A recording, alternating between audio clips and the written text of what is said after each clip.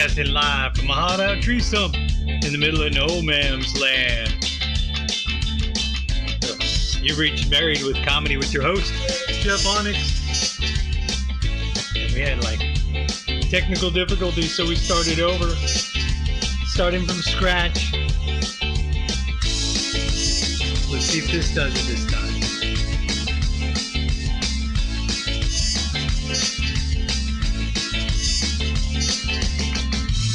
I gotta tell people what's up. So apparently the internet crashed and we had to start the show all over. So we're starting it brand new, as if nothing ever happened. So just a heads up, brand new, nothing ever happened.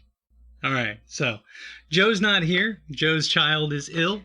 I'm here by myself. I'm going to do the whole show by myself. I'm going to try to do about an hour worth of a show, which we've already wasted on this technical difficulty.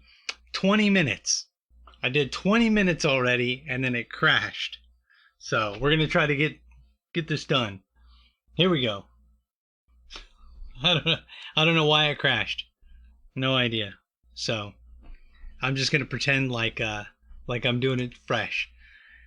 So let's take a look at the word of the week. The word of the week this week is rail. Intercourse that is hard, usually lasting for some time. One is usually sweating profusely after being railed, or the one doing the railing would be sweating profusely. What would you like to do to Fuya? I would rail Fuya, is the example they're giving right there. So, rail. Intercourse that is hard, usually lasting for some time. All right, then. So we're back into it. Let's see how long it takes for them to shut us down this time. Thanks to our sponsor, Swallow and Cock. Swallow and Cock Apparel. There's a nice swallow and a cock, and the swallow's going down on the cock. Swallow and Cock Apparel. The majestic swallow and the regal cock. So awesome stuff. If you want to send us fan mail, send us fan mail, care of Comedy Vets, P.O. Box 369, Lathrop, Missouri 64465. Or if you're an angry feminist, you can send us hate mail, HATEMALE, care of Comedy Vets, P.O. Box 369, Lathrop, Missouri 64465. So we're going.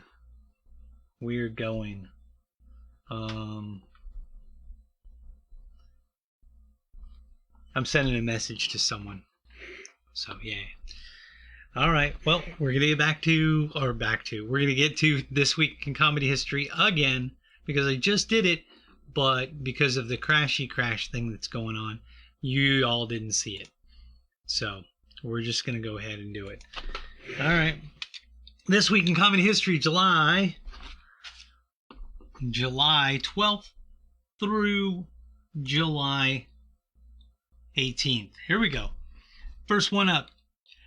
Charlie Murphy was born July 12, 1959. He died April 12, 2017. Best known as a cast member on The Chappelle Show. You might not know. When he was a teenager, he spent 10 months in jail. On the day of his release in 1978, he enlisted in the United States Navy and served 6 years as a boiler technician. That's Charlie Murphy.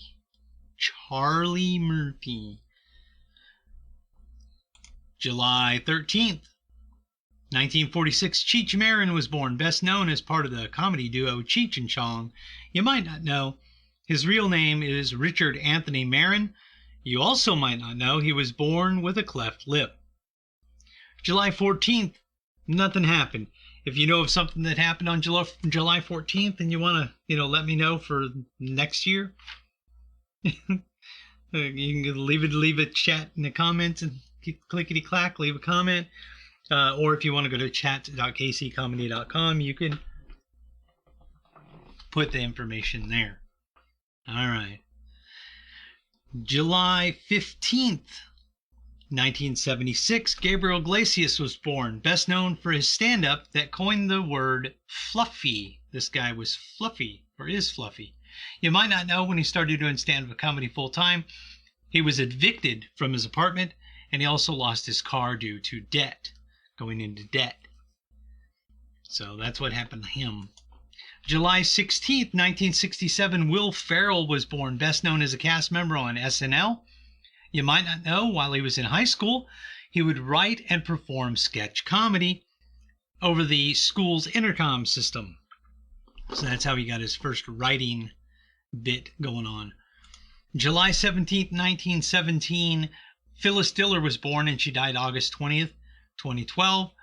Best known for her eccentric stage persona. You might not know, after attending many funerals as a young person, as a youth, in her youth, she developed an appreciation for life and how humor is used as therapy, how laughter is the best medicine. So that's Phyllis Diller. So that was this week in comedy history. Twitch. This week in comedy history. Yup. All right, so what are we doing now? Oh, yeah, and Joe's not here to do the lyrics. So we're going to do the Outpost Survival Tip of the Week.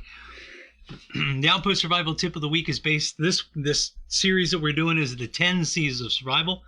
We did cutting tools, combustion, cordage, container, cargo, compass. Last week we did cover. This week is candle or light. Candle or light. So many people have in their bug out bag kit or their emergency survival kit these little things. Let me do the top down. This is a tea light candle. Tea light candle.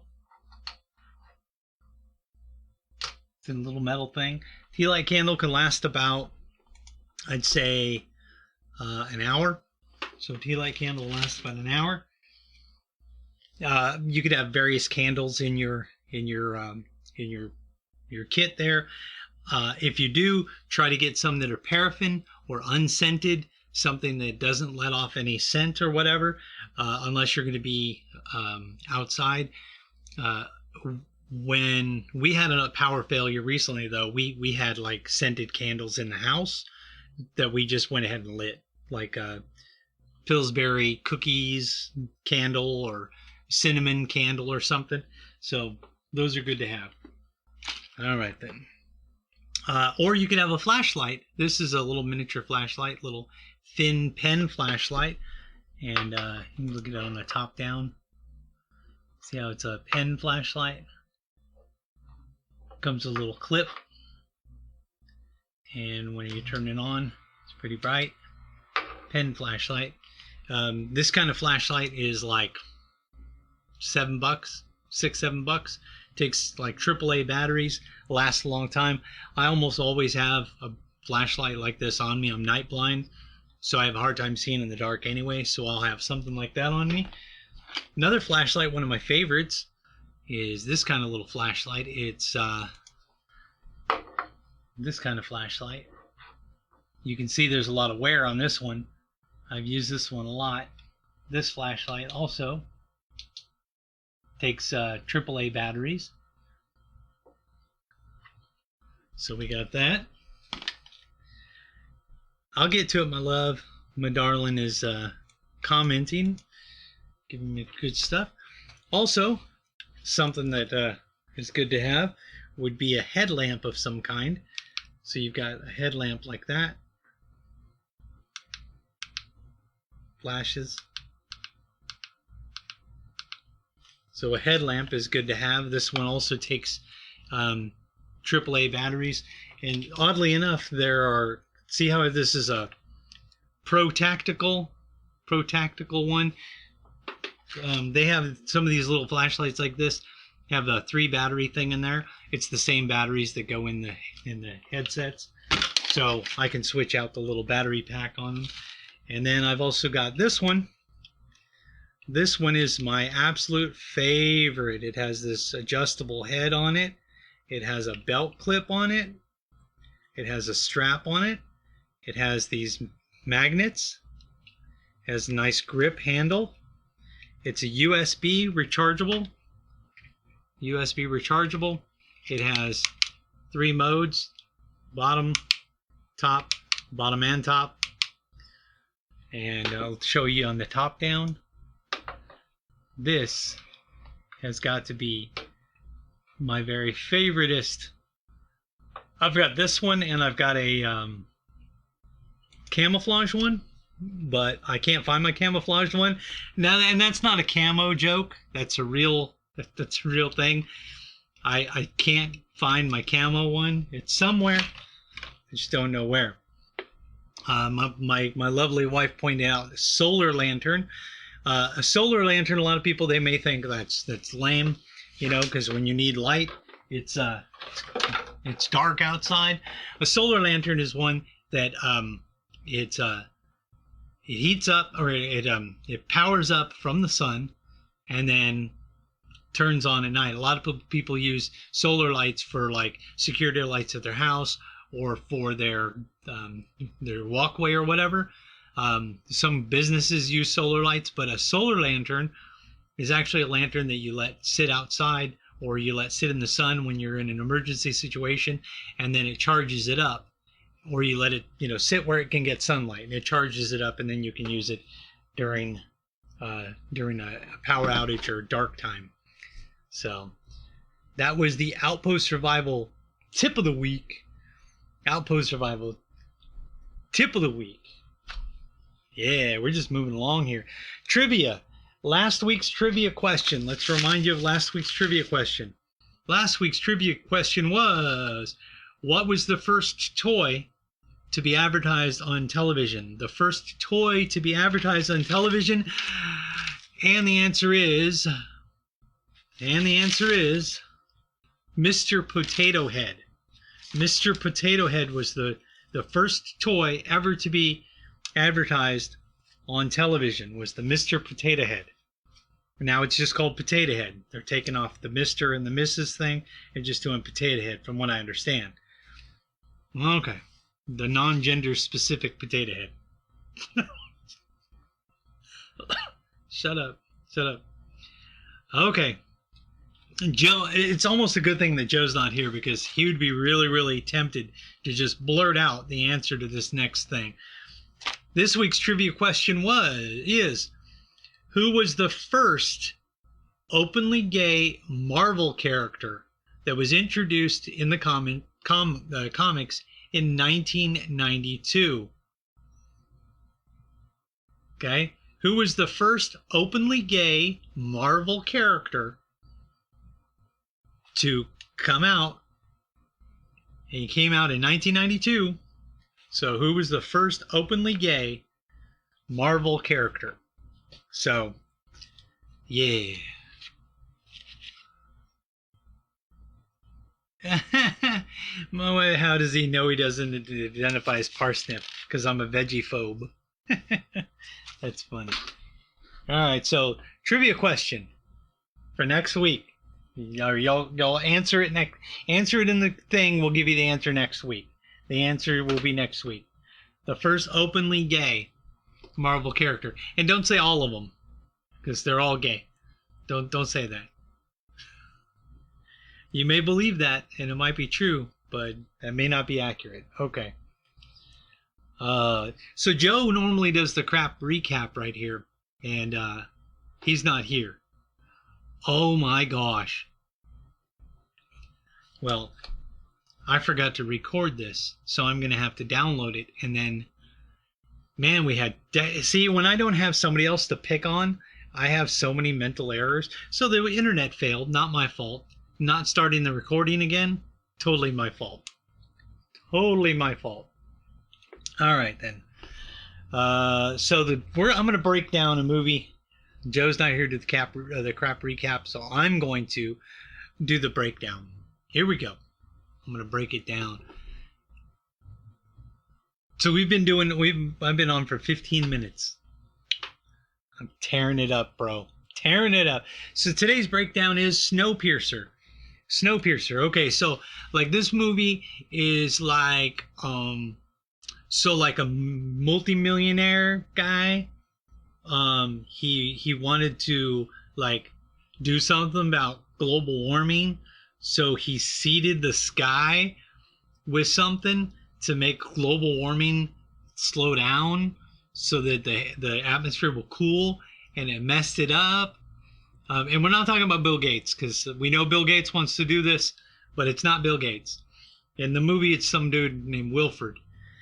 And he seeded the sky with this stuff that made the world freeze cold.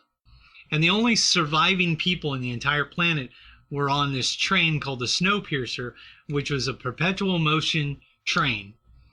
Well, not a perpetual motion train, but it was a perpetual train that went around the world in 1 year, went around the world, and then, past the same point every year. So in the movie, there's people who were on the train who were on the train when this event happened. And the people on the train when the event happened, that became their social status. So the people in the front of the train who were in like first class, they were like upper class people. They became like the upper class people. I mean, that's what they were. The people in the rear of the train, they were like coach or just people crammed into cars back there. So they were just like the economy section of the train. So they were like the lower class, the poor people. And in the train, they differentiate these two groups as the head and the foot, or the front of the train and the tail of the train. And periodically, there's an uprising within the. By the way, spoiler alert: there's an uprising within the train, and somebody tries to get to the front of the train because the people in the back of the train are tired of eating these protein bars that end up turning out, they find out, are bugs. These protein bars, they find out are bugs. Prior to the protein bars, some of the characters in the movie, they were cannibals. And other characters in the movie gave up body parts in order for the people who were cannibals to eat, to leave the babies and stuff alone, because babies tasted best, apparently. So the movie, they go through trying to get from the back of the train to fight their way to the front of the train to take over the train, because they were tired of living poor, tired of living off of scraps. And the people in the front of the train had like eggs and meat and fish and luxuries, and they were partying and they did drugs and all kinds of stuff. So the people in the front of the train were like living in excess, and the people in the back of the train were living in squalor. So there was the elites in the front of the train and those who were I guess the non-elite in the back of the train. So they fight their way to the front, and they fight different people on their way to the front. And it's a really creepy dystopian future movie. And I guess the end of the movie, they crash the train. And they find out that the train is being used. The front people are taking little kids from the back of the train because apparently there are parts that went extinct in the front of the train that only children can fit into those spaces to do the job of the parts that they no longer have. So they're taking children to make them to be, slaves or servants in the front of the thing to do jobs. They crash the train, and, only a couple people survive. So that's the premise of the whole thing. Now, the conspiracy theory with this, because it's not a conjecture or fact segment, but it could be, is that Snowpiercer is actually a sequel to Willy Wonka and the Chocolate Factory, and the Wilford is actually Charlie from Charlie and the Chocolate Factory, and the various characters that are going through the train who are in the front of the train are actually from Willy Wonka and the Chocolate Factory, and the parts that went extinct that they have to use children to replace those parts that went extinct, I postulate were Oompa Loompas, because they could fit into small areas and they did a job, and the Oompa Loompas all died off. And, now they start using children to replace the Oompa Loompas. If you watch Willy Wonka and the Chocolate Factory, or Charlie and the Chocolate Factory, no, the original, don't watch the Johnny Depp one, watch the original. You could watch the Johnny Depp one too, I guess. But all of the little characters that are in the movie, the little kids, there are characters who are main characters in Snowpiercer. They're identical in the way that they act. So, you know, you've got the little bitch, who's like mean and shit, and she's like the bitch with the glasses, and then there's that fat chick, and she's the fat chick, and then there's the guy that he likes to shoot guns, and he likes watching TV and westerns. He's the guy that likes to shoot shit, I you know how it goes. And then Wilford is Charlie, and then the fat kid, I can't remember which one that one was. Okay, so there you go. Snowpiercer. That's my breakdown. The breakdown was Snowpiercer. Snowpiercer. You know what I should have done? Because I was doing the breakdown. I think I deleted it. Oh, here we go. Breakdown. I was doing the breakdown for Snowpiercer. So that's basically what's up with the movie. If you watched Snowpiercer and you watch Willy Wonka or Charlie and the Chocolate Factory, you tell me if you think that there's any similarities between them. Okay? So, let's see. I got 1, 2, 3, 4. Okay. All right then. So Joe's not here to do his Christian music thing. So we're going to jump into the pathetic pet of the week. Let's see. Go over here and get the pathetic pet of the week. Shouts we? The pathetic pet of the week. Here we go. You ready for the pathetic pet of the week? Boom. The pathetic pet of the week is Bethany. This is Bethany. Bethany. Bethany. Bethany. Bethany is a poodle. She's an adult female poodle. I guess a poodle and Havanese mix. She lives in Kansas City, Missouri. She's an adult female, small in stature. She's been vaccinated and fixed. She prefers a home with children. She's good in a home with other dogs and cats, apparently. She was born approximately March 1st, 2019. She'd be older than 2019. Approximately 9 pounds. The adoption fee is $300, includes a 2-week trial. Bethany needs a laid-back, quieter home. She still needs a lot of socializing to get the hang of using a harness and going on car rides, walks, and etc. Anytime her foster has guests over, she's super sweet and jumps on the couch with them. Bethany is not fond of being picked up or held. Bethany loves to snuggle and sleep in the bed with her foster family. She dances for her foster when she gets happy to see her. No kids in the home for Bethany, and if any visit, please crate her in a quiet room. Oh, so they say prefers a home without children. Okay, I get you. No. Where was I?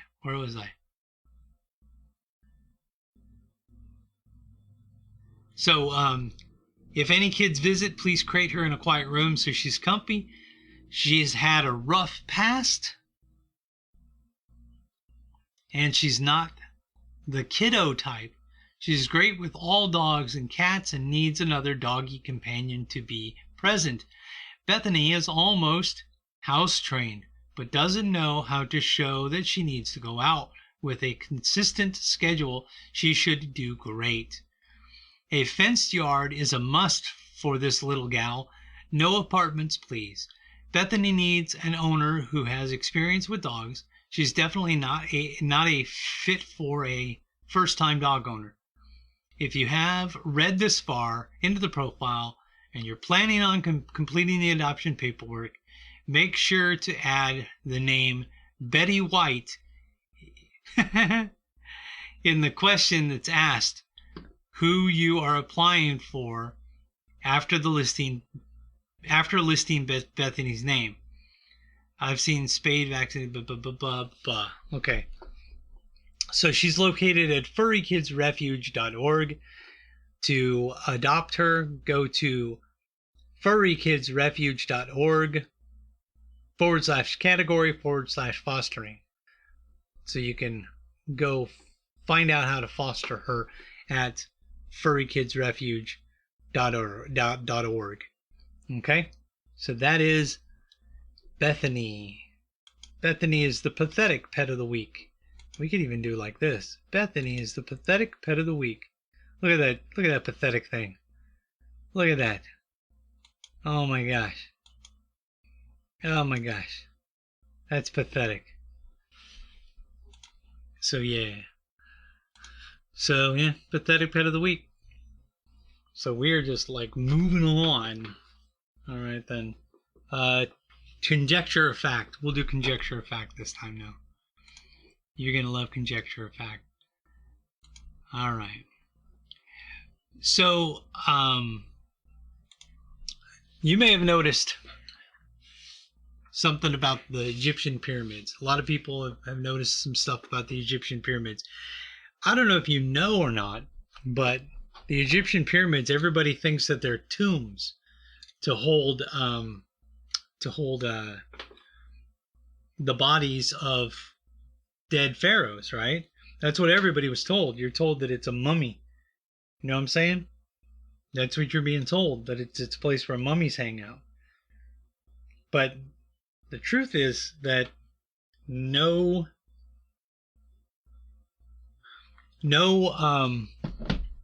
mummies, no dead bodies were ever found in the Egyptian pyramids. The Egyptian pyramids are not a tomb. All the scientists are going to tell you, all the historians are going to tell you that they're a tomb. There are no bodies ever found in the Egyptian pyramids. Then when you point that out, people, they'll say, well, you know, it's because those tombs were looted by grave robbers and Indiana Jones. So that's why they didn't have mummies in there, because they were being looted by little Laura Croft and other tomb raiders who were raiding them tombs and looting the stuff. But the fact of the matter is that most of the pharaohs that they found, all of the pharaohs that they found, have been found in one specific place. So let's look at where they were found. Where were they found? They were found in the Valley of the Kings. The Valley of the Kings. The Valley of the Kings, also known as the Valley of the Gates of the Kings, is a valley in Egypt where, for a period of nearly 500 years, from the 16th to the 11th century BC, rock-cut tombs were excavated for pharaohs and powerful nobles of the New Kingdom, the 18th to the 20th dynasty of ancient Egypt, which was around the time that the pyramids were supposedly built as tombs. But they weren't putting these people in the tombs. They weren't in the pyramids. They were putting them at the Valley of the Kings. The Valley of the Kings stands at the west bank of the Nile, opposite opposite Thebes, modern Luxor, within the heart of the Theban necropolis. Wow, that's crazy. The Wadi consists of two valleys: the East Valley, where the majority of the royal tombs are situated, and the West Valley, the Valley of the Monkeys.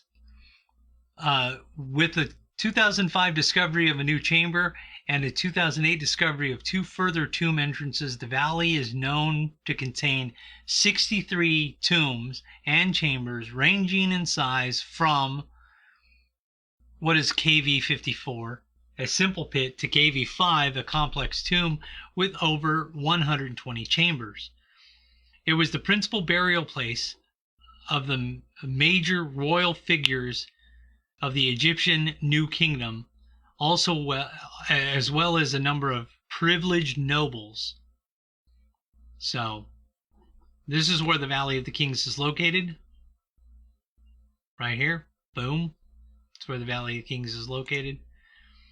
It's actually located right about here. That's where the Valley of the Kings is located. Right in this area.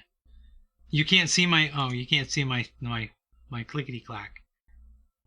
But, okay. It's alright. Where were we at? The royal tombs are decorated with scenes from Egyptian mythology. Right here. Oh, yeah, I guess I could mouse over these things. See, this is a small tomb that's located there. And a large tomb that's located there. It looks like it's located in the same place. Okay, whatever. Egyptian mythology stuff is like written all over the tombs and gives a clue to the beliefs and funeral practices of the period. Almost all of the tombs seem to have been opened and robbed of any antiquity, but they still give an idea of the opulence and power of the pharaohs. And some actual bodies were found. Some mummies were actually found in there. This area has been focus of archaeological and Egyptological exploration since the end of the 18th century, and its tombs and burials continue to stimulate research and interest. Since the 1920s, the valley has been famous for discovery of the tomb of Tutankhamun, King Tut, Tutankhamun, and is one of the most famous archaeological sites in the world. So originally people thought that, well, no, King Tut, he came from one of the pyramids, right? He was buried in one of the pyramids. I mean, that's why they found him, right? No, he was at the valley of this dude was found in the Valley of the Kings. And is one of the most famous archaeological sites in the world. In 1979, it became a World Heritage Site along with the rest of the Theban necropolis. Exploration, excavation, and conservation continues in the valley, and a new tourist center has recently been opened. So here's the geology of the place, you know. There's a picture of what it looks like. Hydrology. It has infrequent thunderstorms that cause flash floods. 7 active flood stream beds leading down into the center of the valley. Okay. What are these? See, it shows the same junk. Doesn't even show where they are. The Theban Hills. Theban Hills dominate the Al-Khara. The peak of Al-Khara, right there. Ancient Egyptians as Tadehant, or the peak.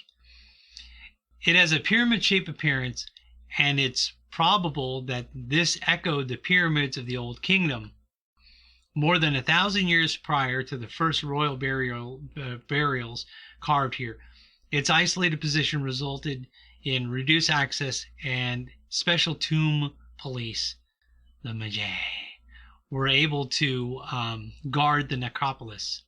While iconic pyramid complex of Giza Plateau has symbolized ancient Egypt, the majority of tombs were cut into the rock.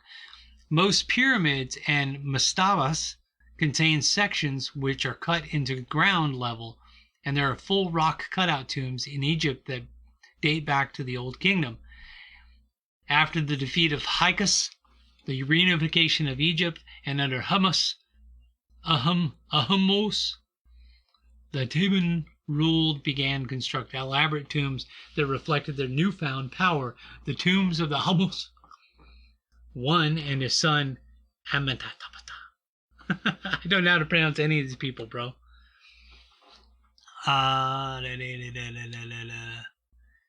So, the Royal Necropolis, that's what they call it. The Royal Necropolis. The official name of the site in ancient times was the great and majestic necropolis of the millions of years of the pharaoh, life, strength, health in the west of Thebes. See below for the hieroglyphic spelling. This is how what I just said was spelled. So in there you've got Akhenaten, Tutankhamun, Horemheb, and a whole bunch of other people.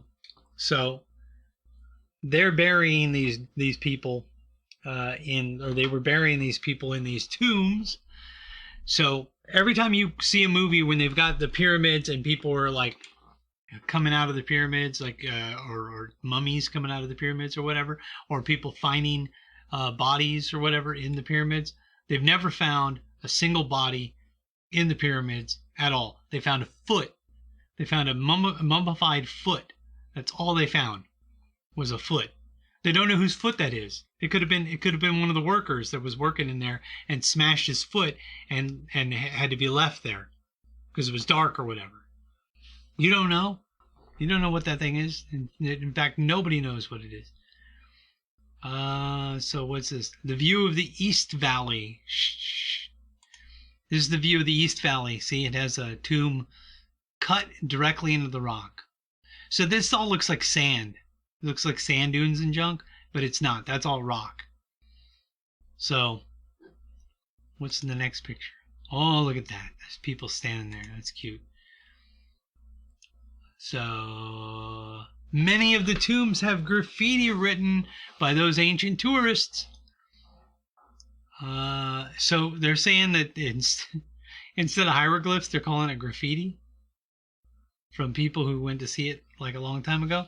In 1799, members of Napoleon's expedition to Egypt, especially Vivant Denon, drew maps and plans of the known tombs, and for the first time noted the Western Valley, where Prosperous Julius and Edouard located the tomb of Amenhotep, not to be mistaken with Bubba Hotep, because we know that was Elvis. Amenhotep III. The description of whatever contains 2 volumes out of a total of 24 on the area around Thebes. European exploration continued in the area during the 19th century. So yeah, half a century or more, people were going over there checking out these tombs or whatever. Look, here's a map of all the tombs. Oh no, I accidentally clicked one of the tombs. I didn't want to click that. I just want to click the map. Why does it take all the little links off of it? Ugh. The little links can move. Look, these are all links. But look, when you click them, they go to different, it looks like the same picture. Doesn't that look like the same picture? Oh, why is this like the picture that pops up different? Whatever, man. Okay, so these are all the tombs at the Valley of the Kings. These are all the different tombs. Architecture, yeah! The usual tomb plan consisted of a long, inclined rock-cut corridor descending through one or more halls, possibly mirroring the descending path of the sun god into the underworld. Now, see, they don't know that. Possibly mirroring the descending path of the sun god into the underworld? Maybe they just want to go down, bro. Maybe they just want to go down. Why does it have to be like you trying to like say that it was something that it may not have been? You're just guessing, bro. Just guessing. Okay. To the burial chamber. So it's descending through one or more halls to the burial chamber. In the earliest tombs, the corridors turn 90 degrees at least once, such as the KV-43 tomb. You know what I'm saying? The tomb of Tutmosis,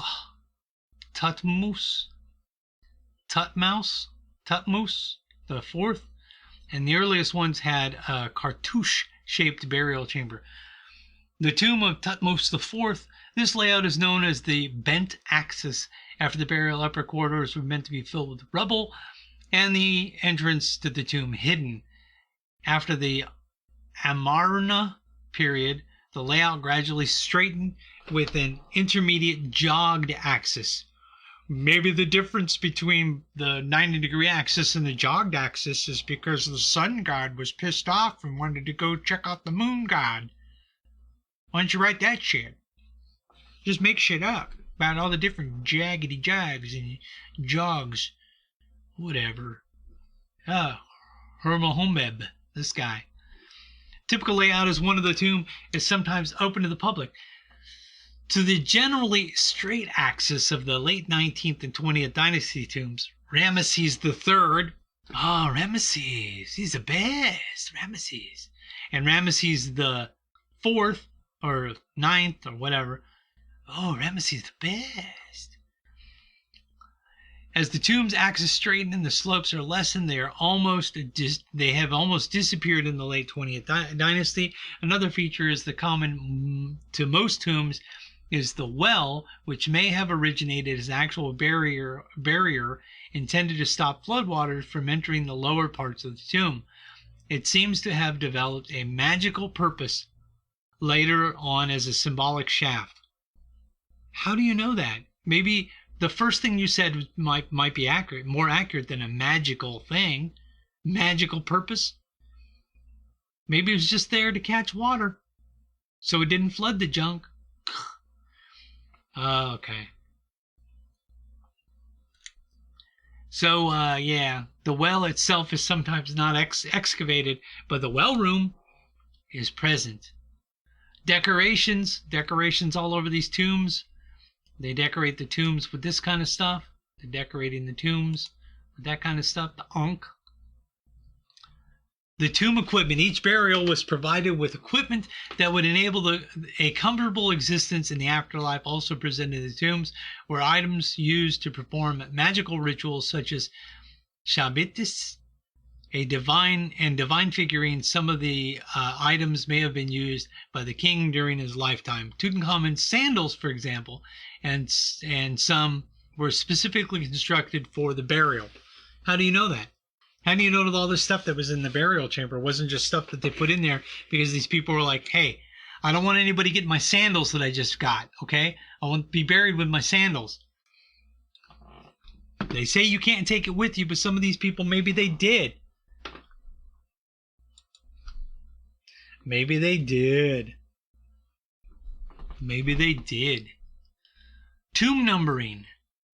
The abbreviation KV stands for King's Valley. In 1827, Wilkinson painted KV numbers on the entrances to the 21 tombs that lay open in the East Valley, and at the time beginning at the valley entrance and moving southward, labeled 4 tombs in the West Valley with WV1 for West Valley and WV4 through WV4. The tombs in the West Valley were later incorporated into the East Valley numbering system with WV22, WV25, and the tombs that have been opened since Wilkinson's time have been added to the list. The numbers range from KV1 to KV64. So there are 64 in the Kings Valley. So that's a lot, dude. That's a lot of tombs, Holmes. That's like a lot of burials. That's a lot of burials in there. So, yeah. So we were checking that out. Oh. Yeah. Yeah. Well, I think that's about as much as I can beat this dead horse. Here's the straight axis that they were talking about. Here's the straight axis. Talking about the straight axis. The straight axis. And some of the burial places and stuff. Okay, so tomb robbers. Yeah, they had tomb raiders. They had some Lara Crofts in there. The point being that the pyramids were not for tombs. They were not tombs. So everybody that thought they were, they don't know. They don't know what's up. They're making it up. All right, then let's see. I did this. I didn't do this one yet. I did that. So I got 2 more left. 2 more left. So my goal is to do this in around an hour.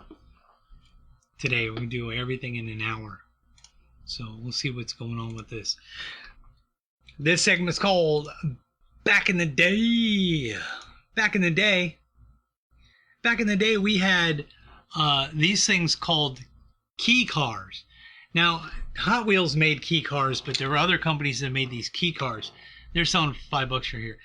The key car basically was a car that you put the key into the back of the car, and you would stick the key into the back of the car, and when you push the button on the key, the car had a spring inside of it and it would shoot forward, so it would like go. So you could race your key cars. You set your cars next to each other and you push the button and the cars would race. So here's an example of a key car. I guess here's a different color example and different type of car, key car. That's a truck, which this is a little car. There's a truck. There's a blue or what color? Green car. Come on, man, I'm colorblind. I'm trying to do this by reading. And this was like a yellow? I don't know. Okay. If I'm getting these colors wrong, I don't care. I'm colorblind. And then another blue car. Different kind of blue car. Hot Wheels cars are awesome. These Hot Wheels cars are awesome. They change color with hot and cold water in your play world. If your team has just pulled off a heist and need to get away from the po-po, pull into a car wash and boom, different colored car. Plus, for an extra boost, insert the key into the back of the car, press the button, and off they race.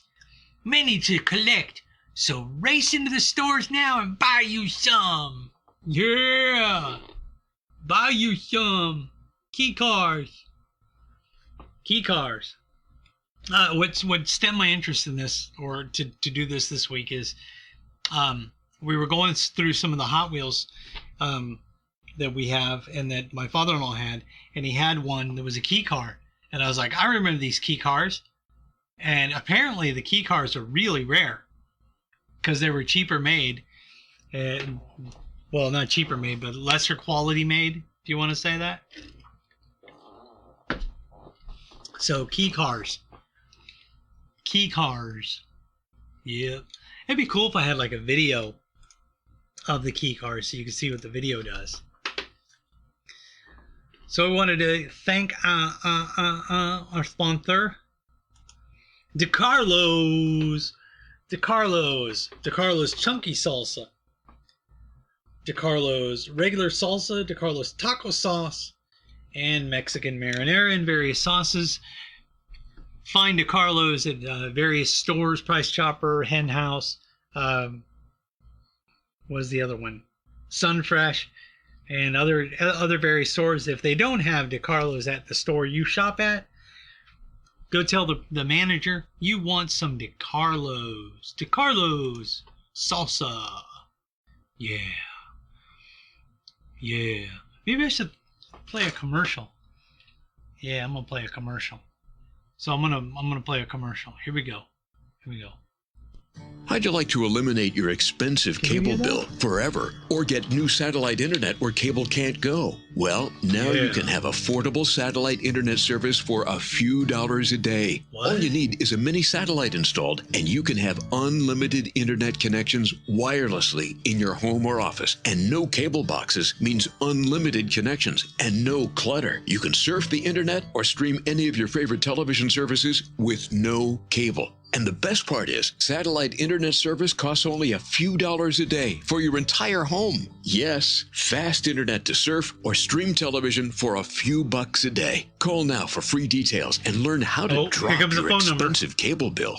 800-430-8761. 800-430-8761. 800-430-8761. That's 800-430-8761. We always get a kick out of that guy saying the last number different when he says the phone number. He says the phone number different at the very end. So, here we go.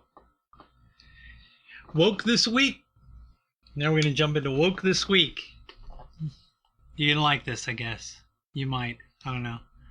Woke this week. Okay.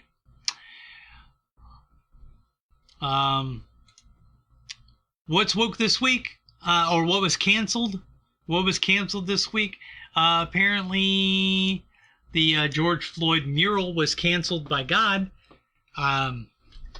The high-profile mural of George Floyd was reduced to rubble after a lightning strike Tuesday. Now, the lightning strike happened in the middle of a clear day. There was nothing else going on, and lightning struck this. So, you know, multicolored artwork of George Floyd, blah, blah, blah, blah, blah, blah, blah, the mural. Here's a picture of the mural when it was like up and running. That's a picture of the mural when it was up and running. And the city builder inspector told the Toledo Blade it was due to the building's own deterioration. It was just age. It just came away. It happens in older buildings all the time. So, you know, lightning struck. Right before the storm hit, I just pulled in my driveway, and it wasn't down when I pulled in my driveway, says Susan Keller, who lives by the mural, told the station. I would have noticed it right away. I noticed it when they pulled it, or when they pulled it up. So I would have when they put it up, I would have noticed when it came down. It was beautiful when it was up, she added. I hope they redo it. So they're talking about replacing the mural. Anyway, so that mural. Okay, so all of the reports are that this mural was struck by lightning, except for this building inspector guy. He goes, nope, it fell down because of age. So, says lightning striker here. Then it says mural down there. Okay, whatever. So, tell me in the comments below. Yeah, lightning is racist. Tell me in the comments below or in chat.kccomedy.com. Yes, I got my hair cut. I got my hair cut, Lori.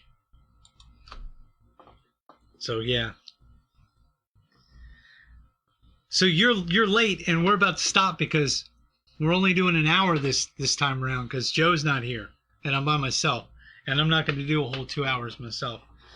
So, just letting you know. So, lightning is racist, apparently. Alright. What else was woke this week? Universal Studios Orlando was sued after a person in the Despicable Me costume used white power symbol in a photo with the kids.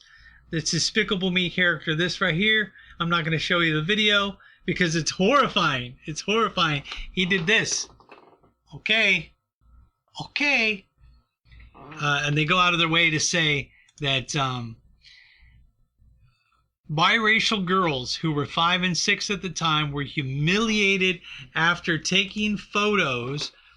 In one instance, a 6-year-old met with the character for breakfast at the Universal Lowry's Royal Pacific Resort in March 2019 when she posed with him for a photo. She posed with a photo with this dude in 2019, March 2019. And this is news this week? This is news now? So in March of 2019, this little kid posed with a photo with this. And the character did the okay thing. And then we gotta do this. Here we go. When she posed with a photo with him, he made an upside down okay symbol. An upside down okay symbol. What is that? Like this? Would he have his hand like a certain way? He was going like this with his shirt? Was he doing this? Did he do the ball thing? The Anti-Definition League includes it on the list of hate symbols. When did they put it on the list of hate symbols? Because if this happened in 2019, even if the dude did it and he meant it to be a hate symbol, it wasn't added into the thing till then, so he shouldn't be like messed with. Oh my gosh. He puts his hands to... Wait. He put his hand on her as if he was doing it regularly. And as I was looking at the camera, he started to put the universal white supremacy hand or hate sign on her shoulder. He just let his hand on her shoulder. He just put his hand on her shoulder, like this here. He did that on her shoulder. You gotta be kidding me, bro. Uh, uh, Tiffany Ziegler, the girl's mother, told USA Today, "We just wanted to take them to see the Minions do something special for a family, and this person ruins it. Stupid habits. He ruins it. Ruined the special warm feeling." Okay, so this chick waited until over a year later to talk to the news media about it. If it was that messed up, why didn't you talk to somebody then? Okay, another incident happened. Another incident allegedly occurred when a 5-year-old posed with Gru, the Gru character, and he flashed that same symbol in February of 2019. The families from that incident from over a year and a half ago are seeking $30,000 in damages, given that one of the girls brought her photo to school and was told she couldn't show it in class because it had that in it. You gotta be kidding me. What teacher won't let you do the okay thing in it? Oh, Barack Obama did that. You can't show a picture of Barack Obama doing that either? You're not allowed to do that? Oh my gosh. It's not a white supremacy symbol. Oh, that's ridiculous. It's retarded. It's retarded. Retarded. Oh my gosh. We never want our guests to experience what this family did at Universal Orlando, a spokesman told USA Today, previously mentioning that they fired the unnamed actor. When? When did they fire the unnamed actor? Recently or back then? So you're telling me that they got to take a year and a half to fire somebody? This is not acceptable, and we are sorry. Are you? Are you sorry that somebody did the OK symbol? Mickey Mouse does the OK symbol. They used to sell Mickey Mouses with the OK thing on it. They used to sell all kinds of stuff. They used to sell all kinds of Universal Studios stuff. We're taking steps to make sure nothing like this ever happens again. You can't, because whatever symbol that you're going to do next, there's no way somebody's going to know. They're just going to make shit up. Somebody's going to throw up some hand gesture that is just like so happens to be in a photo, and you're going to say that that was some kind of evil thing. Oh my gosh. I don't want to know this thing. Why is that thing going? I don't want to hear that. Who cares, McDonald's? Nobody cares. You? So despicable me. So that's ridiculous. All right, so on today's show, let's make sure we got everything done. Here we go. We're going to tell you what we had done on today's show, so that way you could figure out what's going on. By the way, you can go to marriedwithcomedy.com to find past episodes and also our podcast, and you can download the podcast. Let's see. This week today we did the word of the week, which was rail. Someone who gets railed is sexual intercourse that is very, very hard and fast. Okay. Then we did fan mail. Of course, you guys can send fan mail. Fan mail, care of Comedy Vets, P.O. Box 369, Lathrop, Missouri 64465. Or Angry Feminists can send hate mail, care of Comedy Vets, P.O. Box 369, Lathrop, Missouri 64465. If you want to leave comments, you can go to chat.kccomedy.com or leave a comment in whatever platform you're listening to the show on. The Outpost Survival Tip of the Week this week was candle or torch. The trivia question is, who's the first openly gay Marvel character to come out? And he came out in 1992. So you can tell that. Pathetic Pet of the Week was Bethany. The conjecture fact was about the pyramids this week. The pyramids. Let's see. The breakdown was about Snowpiercer. And back in the day, we had key cards, and stuff was canceled. So that has been it. So let's make sure that we play this stuff the right way. Here we go. We can do the close now. You ready?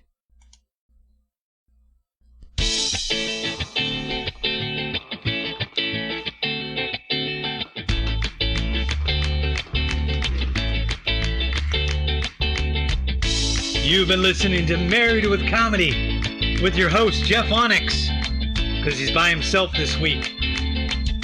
Listen up next time. Married with Comedy. Go to marriedwithcomedy.com. Check it out. Yeah.